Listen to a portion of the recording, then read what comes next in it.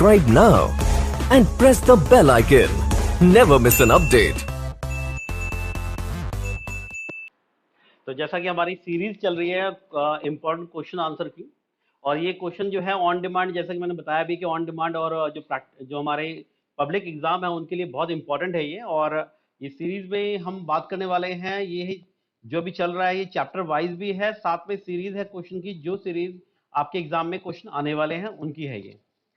अभी हम चल रहे हैं सेकंड चैप्टर में जिसमें कहते हैं दैनिक जीवन की नीतियां, और ये हमारा जो टॉपिक है ये है होम साइंस का, जैसे आप टाइटल में ऊपर देख भी रहे हैं। तो इसमें क्वेश्चन नंबर 6 आते हैं, स्कूल व कॉलेज में मूल्य व नीतियों को क्यों पढ़ाई जानी चाहिए। तो कहते हैं कि जो स्कूलों के अंदर हम स्कूल या कॉलेज में जो हम पढ़ाई करते हैं उसमें नीतियां यानी नैतिकता क्यों क्यों पढ़ाई जानी चाहिए, नीतियां क्यों पढ़ाई जानी चाहिए इसमें। तो हर किसी भी कार्य को करने के लिए जो है आपको एक पाबंदियां कुछ बताई जाती हैं कि या उसकी लिमिट दी जाती है।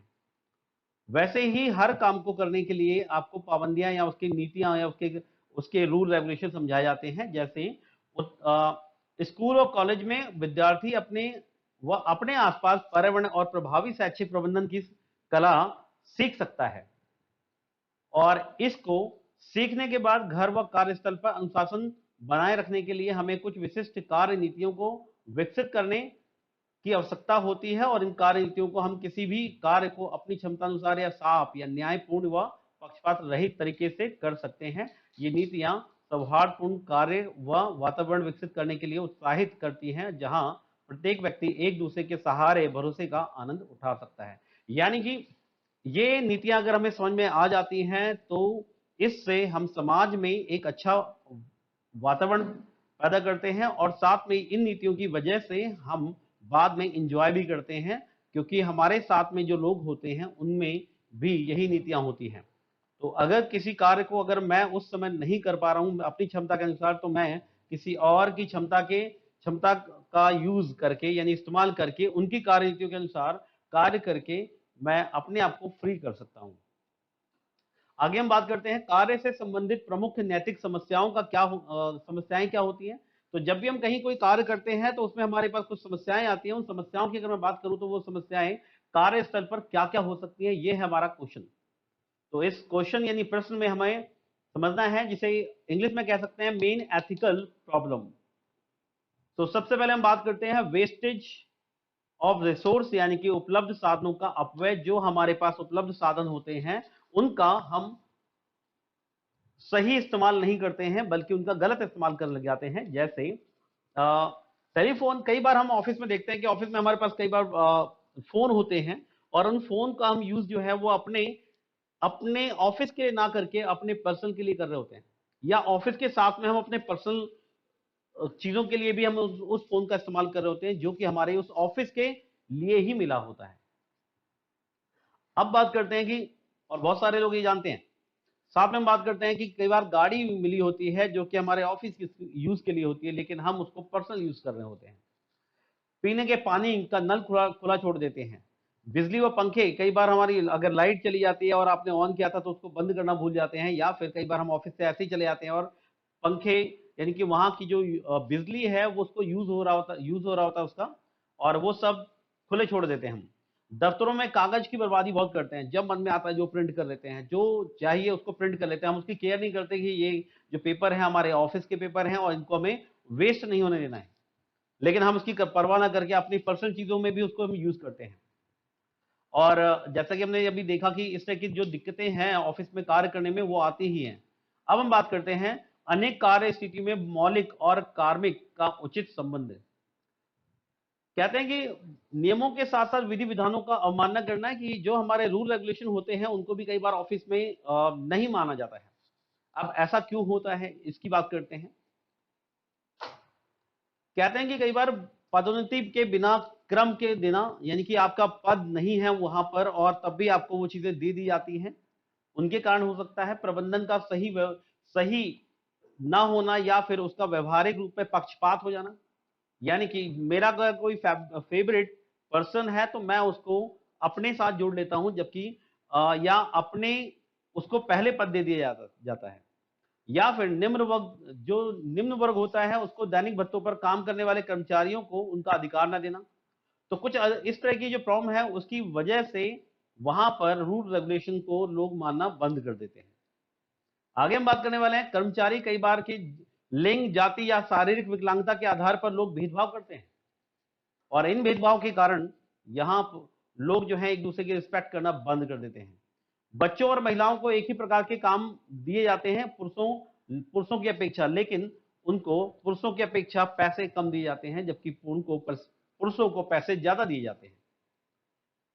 इस कारण भी होता है। और जोखिम भरे कार्य जैसे आतिशबाजी बनाना, चौक आदि के कारखानों में सरकारी पाबंदी के बाद भी काम पर लगाया जाना, यानी कई जगह पर हमें पाबंदियां होती है ये काम नहीं करना, लेकिन हम फिर भी वहां पर काम कर रहे होते हैं और इसलिए वहां के लोग भी लापरवाह हो जाते हैं।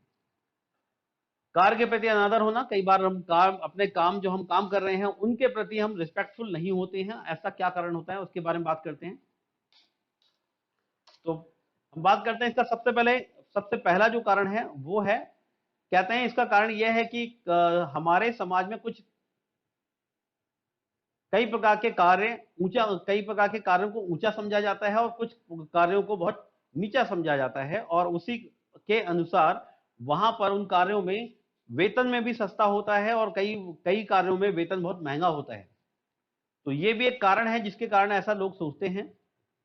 आगे हम बात करते हैं संगठन के प्रति विश्वासघात।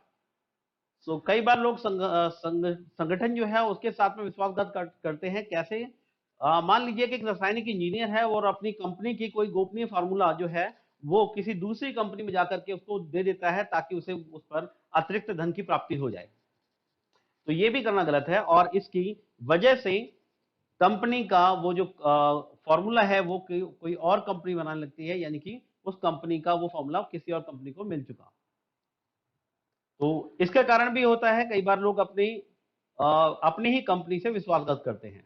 भ्रष्टाचार, कर्मचारी यूनियन के नेता मजदूरों को हड़ताल के लिए प्रेरित करते हैं और जिससे उत्पादन में भारी क्षति होती है।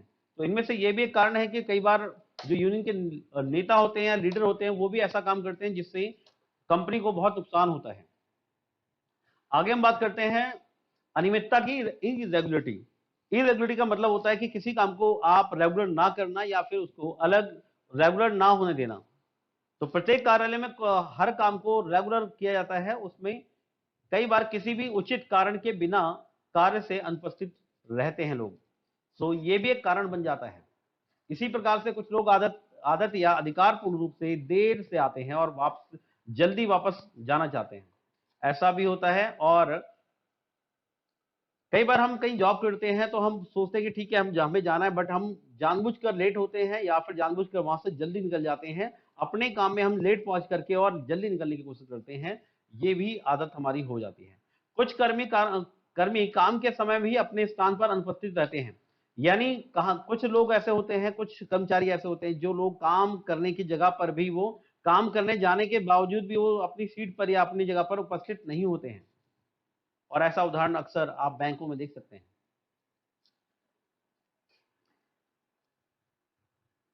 उनका अपने कार्यों के प्रति ऐसा लापरवाह होने से जनता को असुविधा होती है और साथ ही संगठन का नाम भी बदनाम होता है। नेक्स्ट आता है हमारे पास दुष्ट एवं कठोर व्यवहार। कहते हैं उपभोक्ता को उस समय असह्य वेदना होती है जब काउंटर पर बैठा क्लर्क उसके आग्रह पर भी कोई ध्यान न दे रहा हो। बहुत बार आपने देखा होगा हम बैंकों में जाते हैं, वहां पर हम कुछ बोल रहे होते हैं लेकिन वो सुनता नहीं है। तो ऐसी समस्याएं भी हमें जो कर्मचारी है वो इस तरह की समस्याएं पैदा कर रहा होता है जिसके कारण उस ऑर्गेनाइजेशन का नाम खराब हो रहा होता है या उस संस्थान का नाम खराब हो जाता है। अपूर्ण ज्ञान और कुशलता। कहते हैं कुछ लोग दूसरों को प्रभावित करने के लिए अपनी कुशलता और ज्ञान को बढ़ाकर प्रदर्शन करते हैं जिसका नुकसान दूसरों को उठाना पड़ता है। आगे हम बात करने वाले हैं 8 नंबर क्वेश्चन। और यदि आपको पता चले कि आपका मित्र गोपनीय सूचनाओं को फैला रहा है और तो आप क्या करेंगे? बिल्कुल सही समझ में आ रहा है कि अगर आपका कोई मित्र है और आपकी आपकी अपनी कोई गोपनीय बात है जो आपने सबसे छिपा के रखी है, बट अपने मित्र से बताई थी और आपका मित्र अब वो बात को हर जगह फैला रहा है। अब ऐसी अगर स्थिति आपके साथ आए तो आप क्या करेंगे?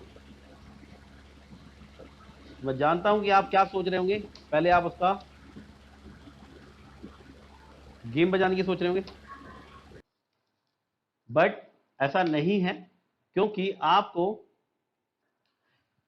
सबसे पहले तो पता लगाएं कि आपका ऐसा मित्र, ये मित्र जो है वो ऐसा कर क्यों रहा है। करने का रीजन ढूंढेंगे और आप अपने मित्र को बैठकर समझाएंगे कि ऐसा करना उसके लिए ठीक नहीं है, और ये उस तरह की सूचनाएं जो हैं उसकी, आपकी अपनी सूचनाएं जो हैं वो आगे दूसरों में ना फैलाए। और अगर आपको ये पता लग जाता है कि नहीं, इसकी कोई समस्याएं हैं जिसकी वजह से ऐसा कर रहा है, तो आप उनकी समस्याओं को हल करने की कोशिश करते हैं, जिससे ताकि वो उन समस्याओं से दूर होकर के वो आपकी बात को ना फैलाए। नेक्स्ट हम बात करने वाले हैं, तो ये हमारे कुछ मेन क्वेश्चन थे जो हमारे एग्जाम के लिए हैं। नेक्स्ट अब आते हैं हम लेसन नंबर 3, जिसमें है पारिवारिक स्वास्थ्य व सुरक्षा, यानी फैमिली हेल्थ एंड सेफ्टी। भारतीय परिवारों में पुत्रियों के स्थान का उल्लेख कीजिए। कहते हैं भारतीय परिवार में पुत्रियों का उल्लेख यानी कहते हैं स्थान जो है उनका एक उल्लेखनीय है। ऐसा क्यों होता है? तो एक कहावत मैं बोलना चाहता हूं। कहते हैं कि भारतीय परिवार के विषय में एक कहावत है, कहते हैं जहां नारियों की पूजा होती है वहां देवता निवास करते हैं, किंतु जहां उनकी पूजा नहीं होती है वहां सारे काम असफल होते हैं। और ये सत्य बात है। इसीलिए, और मैं इसका एग्जाम्पल भी आपको साथ में देता हूं, भारतीय परिवारों में पुत्रियों को भी विशेष विशेष स्थान दिया गया है। पुत्री देवी का रूप होती है और घर के कामकाज, छोटे भाई बहन की देखरेख करना और परम कर्तव्य होता है उनका। अगर घर में पुत्री सबसे बड़ी होती है तो वह माता पिता के लिए एकमात्र सहारा होती है। परंतु मध्यकाल में, कहते हैं पुराने समय में जो थोड़ा सा बीच का समय रहा, जो हमारे इतिहास में मध्यकाल रहा, उसमें पुत्रियां जो है माता पिता के लिए अभिशाप बन गई, और पुत्रियों की शादी के लिए माता पिता को कठिन आर्थिक समस्या का सामना करना पड़ जाता है। उसकी वजह है दहेज प्रथा। कई जगह पर दहेज जो मांग है उसकी वजह से लोग यानी परिवार में अपनी पुत्रियों को नहीं चाहते हैं कि उनकी उनकी भी पुत्रियां हों, या उनकी इस पुत्रियों की स्थिति को विशेष रूप से दयनीय माना जाता है। और भारतीय परिवार में जहां पुत्री परिवार के लिए वरदान है, वहीं माता पिता के लिए एक आर्थिक समस्या भी है। और इस स्थिति में जिन परिवारों में लड़कियों को अच्छी शिक्षा आदि दी जाती है तथा वे स्वयं आर्थिक रूप से आत्मनिर्भर हो जाती हैं, उन परिवारों में लड़कियों की अपेक्षाकृत रूप में से उच्च स्थान प्राप्त कर लेती हैं।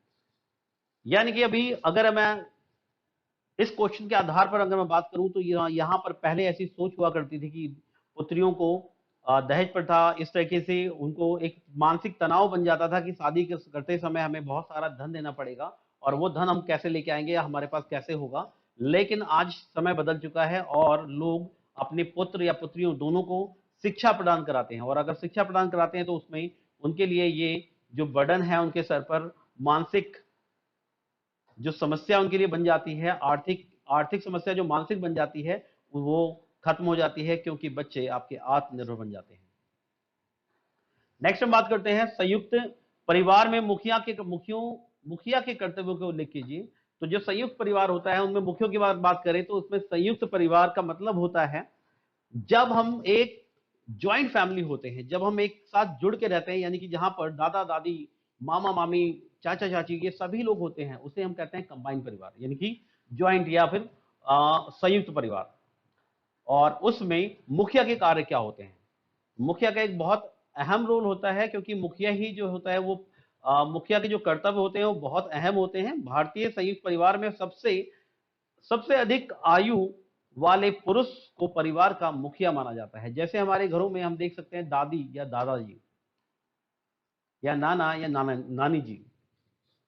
और संयुक्त परिवार में मुखिया का जो स्थान है वो सर्वाधिक महत्वपूर्ण होता है, तथा उनका दायित्व भी बहुत बड़ा होता है। और संयुक्त परिवार की मान्यताओं के अनुसार अगर मैं बात करूं तो मुखिया को जहां एक और सर्वाधिक अधिकार प्राप्त होते हैं, वहीं दूसरी ओर उसे अनेक अनेक पारिवारिक कर्तव्यों का भी पालन करना पड़ता है। और मुखिया परिवार का कार्यकारी अध्यक्ष होता है, क्योंकि सारे कार्य जो है उनको सौंपे जाते हैं, और उनका काम करना नहीं होता बल्कि करवाना होता है। तो आपके परिवार में जो कार्य होने हैं, जो कार्य वो दादाजी या दादाजी या आपके मुखिया जो है वहां पर जो बताते हैं उन्हीं कार्य को, उनका काम होता है कार्य को बताना और कार्य को पूरा करवाना, और करने का काम होता है हमारे परिवार के सदस्यों का।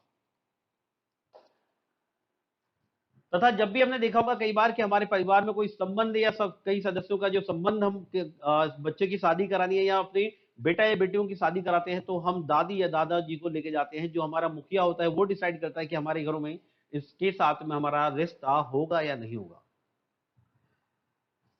तो बहुत अहम भूमिका निभाई जाती है। कहते हैं समाज में परिवार की प्रतिष्ठा को बनाए रखने के लिए उसी का कर्तव्य होता है, और संक्षेप में हर प्रकार की कहते हैं कि हर परिवार में मुखिया का होना अति आवश्यक है। हम आगे हमारे पास प्रश्न है, एकाकी परिवार का अर्थ क्या होता है, स्पष्ट कीजिए, परिभाषित और इसका परिभाषा के सहित निर्धारित कीजिए। तो एकाकी परिवार का सीधा सीधा सा अर्थ होता है कि जो हमने अभी जाना संयुक्त परिवार, उसका अपोजिट यानी कि उसका उल्टा हो जाना। और उल्टा कैसे हो जाते हैं? उल्टा का मतलब होता है कि आप जब हम पूरी फैमिली के साथ रहते हैं, अब हम पूरी फैमिली के साथ ना रहकर सिर्फ एक सिंगल फैमिली रहती है, जहां पर हस्बैंड वाइफ और उनका बच्चा हो गया, यानी उनका बेटा या बेटी हो गए, वो एक फैमिली हो गई। तो इसको हम कहते हैं एकाकी परिवार। और एकाकी परिवार में ये अगर देखा जाए परिवार के हिसाब से तो इसे कहते हैं, इसे केंद्रक परिवार या मूल परिवार भी कहा जाता है, और सामान्य रूप से केवल 2 पीढ़ियों तक सीमित परिवार की केंद्रीय परिवार कहा जाता है। यानी कि जब भी दो दो जनरेशन हमारी इस तरह से रहती हैं तो हम उनको जो केंद्रक या एकाकी परिवार कहते हैं। केंद्रीय परिवार में साधारण स्थिति में दंपति और उनके अविवाहित बच्चे मिलकर रहा करते हैं, यानी कि पेरेंट्स और उनके जो यानी मम्मी पापा और बच्चे, यानी कि 2 लोग हो गए, हस्बैंड वाइफ कह सकते हैं आप, या और उनके बच्चे, जब तक बच्चों की शादी नहीं होती है। शादी के बाद में वो रहते हैं तो ज्वाइंट फैमिली में आ जाता है।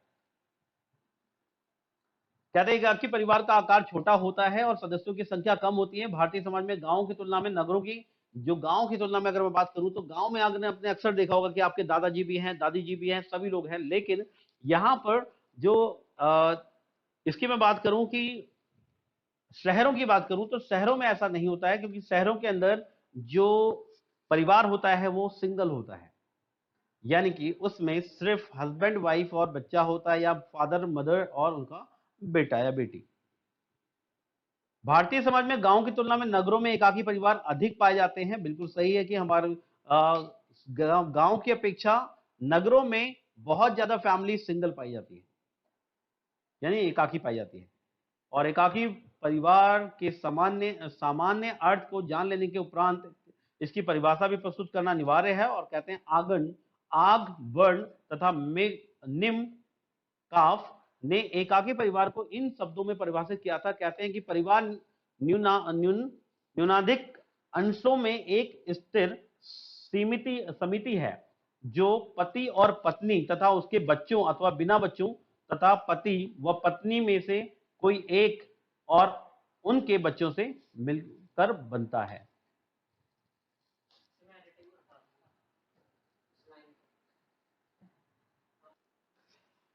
आगे कहते हैं, आगे हमारे पास क्वेश्चन है, कहते हैं मुंह एवं दांतों की स्वच्छता के महत्व को स्पष्ट कीजिए। बिल्कुल सही सोच रहे हैं कि मुंह यानी कि आपका माउथ, आप जो मुंह हो गया और दांत हो गए, ये दोनों का साफ रहना, स्वच्छ रहना बहुत इंपॉर्टेंट है।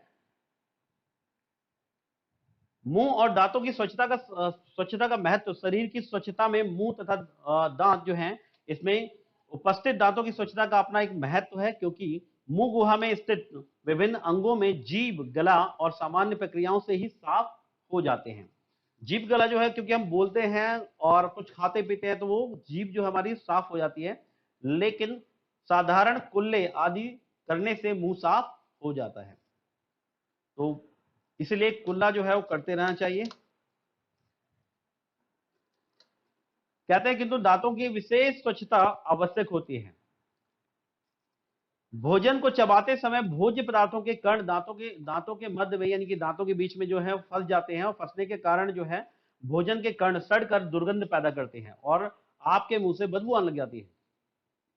और इसमें मुख में ही नहीं बल्कि आहार नाल में भी अनेक प्रकार के रोग पैदा हो जाते हैं और इन रोगों के होने से दांत कमजोर हो जाते हैं, मसूड़े खराब हो जाते हैं तथा पाचन शक्ति कमजोर हो जाती है और दांतों की सफाई के अभाव में पायरिया नामक रोग हो जाता है। वैसे भी यदि दांत कमजोर हो तो भोजन को ठीक प्रकार से नहीं चबाया जा सकता है और फलस्वरूप पाचन क्रिया में विघ्न पैदा हो जाता है। अतः दांतों को स्वच्छ रखना अत्यंत आवश्यक है।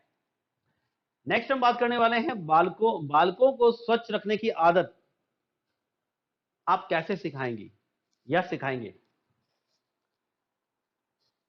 तो आपके घर में अगर कोई छोटा बच्चा है और उसको आपको सिखाना है कि किस तरीके से उसको स्वच्छ रहना है, साफ रहना है, तो वो कैसे सिखा सकते हैं। बालक कहते हैं बालकों में स्वच्छता की आदत डालनी पड़ती है और स्वच्छता आवश्यक है। बालकों में स्वच्छता की आदत डालने के लिए कुछ नियमों का अपनाना पड़ता है और यह आवश्यक भी है क्योंकि माता पिता, अभिभावक और संबंधियों और परिवार के सभी सदस्यों का कर्तव्य होता है कि वे स्वच्छता संबंधी क्रियाओं का अनुसरण करें और इन नियमों को अपने बच्चों को बताएं और सिखाएं। पहला नियम आता है सोने व उठने में नियमितता। निश्चित समय पर निश्चित समय की निद्रा अच्छे स्वास्थ्य के लिए आवश्यक होती है। आपको एक फिक्स समय सोना है और फिक्स समय उठ जाना है, यानी कि आपके सोने और उठने के जो समय है वो आपका एक फिक्स होना चाहिए। यानी अगर आप 8 बजे रात में सोना जाते हैं या 9 बजे सोने जाते हैं तो 9 बजे रोज सोइए। ऐसा ना हो कि कभी आप 10 बजे सो रहे हैं, कभी 11 बजे और कभी 9 बजे। और ऐसा कई बार आप देख सकते हैं कि बच्चे पबजी खेलते हुए भूल जाते हैं कि सोना भी है और 11-12 बजे तक सोते हैं। और आगे कहते हैं कि नियमित शौच हमें जाना चाहिए और यह कार्य प्रातः उठने के बाद होना चाहिए। तो जैसे ही आप उठते हैं तो पहले फ्रेश होते हैं और ये फ्रेश होना अनिवार्य है। मुंह और दांतों की सफाई, मुंह के दांतों को सफाई जो है वो मंजन से या पेस्ट से आदि से करना चाहिए और शौच के बाद करना आवश्यक है। उसी समय हाथ पैर आदि को सफाई से नियम पूर्वक कर लेना चाहिए, यानी हाथ धो लेने चाहिए। व्यायाम होना चाहिए। जो व्यायाम है वो नियमित रूप से करते रहना चाहिए। नेक्स्ट हम बात करने वाले हैं लेसन 4 की और लेसन 4 में हम देखने वाले हैं खाद्य एवं पोषण।